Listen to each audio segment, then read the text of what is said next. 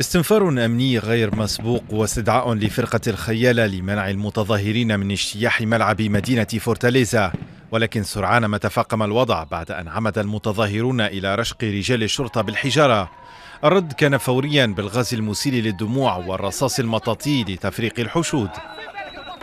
لقد صوبوا في اتجاه وجهي، لم أفعل شيء ولم أكن أحمل شيء في يدي. كنا نمشي بهدوء إلا أن مجموعة استعملت العنف. كنت أمشي بهدوء قبل أن يطلقوا النار على وجهي. لقد صوبوا في اتجاهي، أشرت بيدي هكذا ورغم ذلك استهدفوني.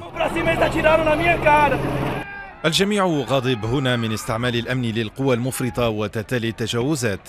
قالوا لنا بأنهم لن يقمعوا أحدا، ولكن انظروا إلى هذا، إنه عار على البلد. والسبب وراء هذه المظاهرات ارتفاع أسعار النقل والميزانية الضخمة المرصودة لتنظيم مونديال كرة القدم، أموال مهدورة حسب كثير من البرازيليين مقابل ضعف في المرافق العامة وخدمات سيئة. هم محقون في احتجاجهم على أوضاع التعليم والصحة والأمن، وبسبب كل ما نحن محرومون منه هنا.